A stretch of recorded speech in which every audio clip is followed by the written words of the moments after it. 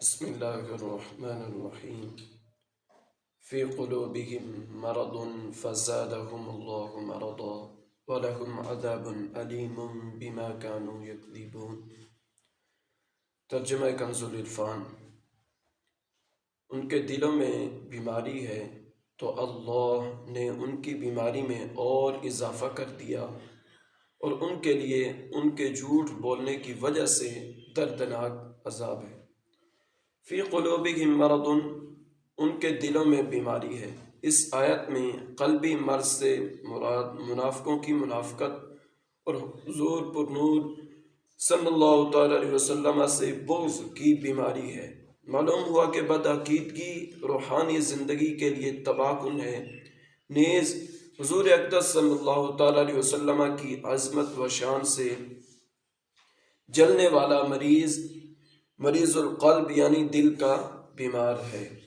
روحانی زندگی کے خطرناک امراض ہیں، جو اس کے اندر پھنس گیا اس کا نکلنا بہت مشکل ہو جاتا ہے۔ جس طرح کے جسمانی امراض ہوتے ہیں، اسی طرح کچھ باطنی امراض بھی ہوتے ہیں۔ جسمانی امراض ظاہری صحت و تندرستی کے لیے سخت و نقصان دہ ہوتے ہیں، اور باطنی امراض ایمان اور روحانی زندگی کے لیے ظاہر قاتل ہوتے ہیں۔ ان باطنی امراض میں سب سے بدتر تو عقیدے کی خرابی کا مرض ہے، اور اس کے علاوہ تکبر، حسد، کینہ اور ریاکاری وغیرہ بھی انتہائی برے مرض ہیں۔ ہر مسلمان کو چاہیے کہ باطنی امراض سے متعلق معلومات حاصل کر کے ان سے نجات حاصل کرنے کی کوشش کرے، اور اس کے لیے بطور خاص امام غزالی علیہ رحمہ کی مشہور کتاب احیاء العلوم کی 3 جلد کا مطالعہ بہت مفید ہے۔ فزادکم اللہ مرضا، تو اللہ نے ان کی بیماری میں اور اضافہ کر دیا۔ مفسرین نے اس اضافے کی مختلف صورتیں بیان کی ہیں، ان میں سے چند میں آپ کے گوش گزار کرتا ہوں۔ نمبر 1، ریاست چھن جانے کی وجہ سے منافقوں کو بہت قلبی رنج پہنچا، اور وہ دن بدن حضور نبی اکرم نور مجسم صلی اللہ تعالی علیہ وسلم کی ثابت قدمی اور غلبہ دیکھ کر حسد کی آگ میں جلنے لگے۔ تو جتنا نبی اکرم صلی اللہ تعالی علیہ وسلم کا غلبہ ہوتا گیا اور آپ صلی اللہ تعالی علیہ وسلم لوگوں میں مقبول ہوتے گئے، اتنا ہی اللہ تعالی نے منافقوں کے رنج و غم میں اضافہ کر دیا۔ نمبر 2، منافقوں کے دل و کفر، بدعقیدگی اور نبی کریم صلی اللہ تعالی علیہ وسلم سے عداوت و دشمنی سے بھرے ہوئے تھے۔ اللہ تعالی نے ان کی ان چیزوں میں اس طرح اضافہ کر دیا کہ ان کے دلوں پر مہر لگا دی، تاکہ کوئی واعظ و نصیحت ان پر اثر انداز نہ ہو سکے۔ نمبر 3، جیسے جیسے شرعی احکام اور نزول وحی میں اضافہ ہوا اور مسلمانوں کی مدد و نصرت بڑھتی گئی، ویسے ویسے ان کا کفر بڑھتا گیا، بلکہ ان کا حال تو یہ تھا کہ کلمہ شہادت پڑھنا ان پر بہت دشوار تھا، اور اوپر سے عبادت میں اضافہ ہو گیا اور جرموں کی سزائیں بھی نازل ہو گئی، جس کی وجہ سے یہ لوگ بہت بے چین ہو گئے تھے۔ وَلَهُمْ عَذَابٌ أَلِيمٌ بِمَا كَانُوا يَكْذِبُونَ، اور ان کے لیے ان کے جھوٹ بولنے کی وجہ سے دردناک عذاب ہے، یعنی اللہ تعالیٰ اور آخرت پر ایمان لانے کا جھوٹا دعویٰ کرنے کی وجہ سے ان کے لیے جہنم کا دردناک عذاب ہے۔ جھوٹ بولنے کی وعیدیں بھی سن لیں، اور جو جھوٹ نہیں بولتے ان کو جو ثواب ملتا ہے وہ بھی سن لیں۔ اس آیت سے معلوم ہوا کہ جھوٹ بولنا حرام ہے، اور اس پر دردناک عذاب کی وعیدیں ہیں، لہذا ہر مسلمان کو چاہیے کہ وہ اس سے بچنے کی خوب کوشش کرے۔ حضرت عبداللہ ابن مسعود رضی اللہ تعالیٰ عنہ سے مروی ہے کہ رسول اللہ صلی اللہ تعالیٰ علیہ وسلم نے ارشاد فرمایا، سچائی کو اپنے اوپر لازم کر لو، کیونکہ سچائی نیکی کی طرف لے جاتی ہے، اور نیکی جنت کا راستہ دکھاتی ہے۔ آدمی برابر سچ بولتا رہتا ہے اور سچ بولنے کی کوشش کرتا رہتا ہے، یہاں تک کہ وہ اللہ تعالیٰ کے نزدیک صدیق لکھ دیا جاتا ہے۔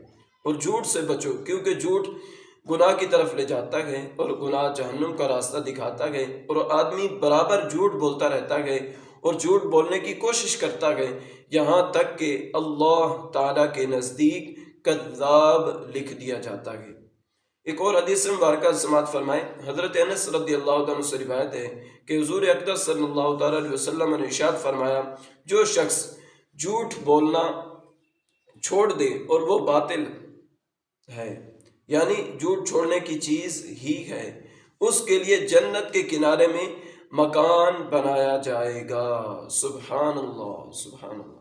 اگلی آیت کریمہ سماعت فرمائیں، وَإِذَا قِيلَ لَهُمْ لَا تُفْسِدُوا فِي الْأَرْضِ قَالُوا إِنَّمَا نَحْنُ مُصْلِحُونَ أَلَا إِنَّهُمْ هُمُ الْمُفْسِدُونَ وَلَكِنْ لَا يَشْعُرُونَ۔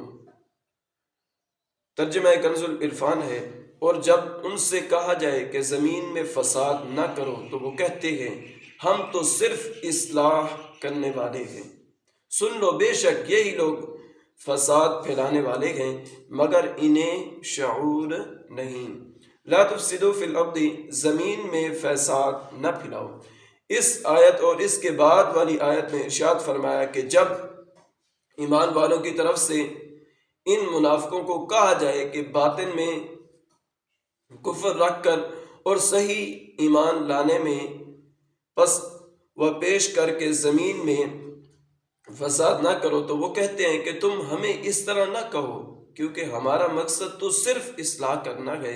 اے ایمان والو، تم جان لو کہ اپنی اسی روش پر قائم رہنے کی وجہ سے یہی لوگ فساد پھیلانے والے ہیں مگر انہیں اس بات کا شعور نہیں، کیونکہ ان میں وہ حس باقی نہیں رہی جس سے یہ اپنی اس خرابی کو پہچان سکیں۔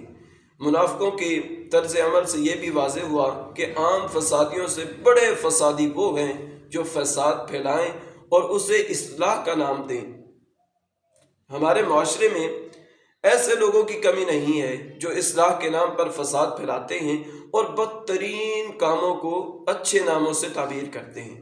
آزادی کے نام پر بے حیائی، فن کے نام پر حرام افعال، انسانیت کے نام پر اسلام کو مٹانا اور تہذیب و تمدن کے نام لے کر اسلام پر اعتراض کرنا، توحید کا نام لے کر شان رسالت کا انکار کرنا، قرآن کا نام لے کر حدیث کا انکار کرنا وغیرہ سب فساد کی صورتیں ہیں۔ تو خدا را جتنا ہو سکے اب ایسے لوگ بن جائیں کہ لوگوں کی صحیح معنوں میں جیسے صحابہ کرام علیہم رضوان نے لوگوں کی اصلاح کی، آپ بھی ایسے بن جائیں جیسے بزرگان دین نے لوگوں کی اصلاح کی، ایسے اصلاح کرنے والے بن جائیں۔ اللہ رب العزت کی بارگاہ میں دعا ہے کہ مولا کریم میرا پڑھنا اور آپ کا سننا اپنی بارگاہ میں شرف قبولیت عطا فرمائے۔